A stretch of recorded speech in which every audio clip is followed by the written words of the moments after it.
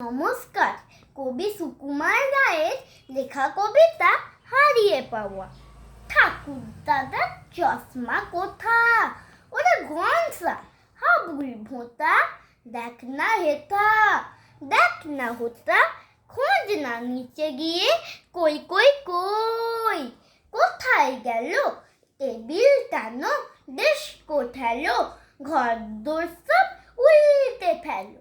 খোঁচা ও লাঠি দিয়ে খুঁজছে মিছে, কুঁজোর পিছে, জুতোর ফাঁকে, খাটের নিচে। কেউ বা জোরে পর্দা খিঁচে, বিছনা দেখে ঝেড়ে, লাফিয়ে ঘুরে হাঁপিয়ে ঘেমে, ক্লান্ত সবে পড়ল থেমে।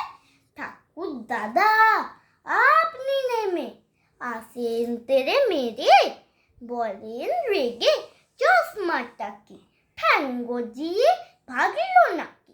খোঁজার নামে কেবল ফাঁকি, দেখছি আমি এসে যেমন বলা দারুণ রোষে।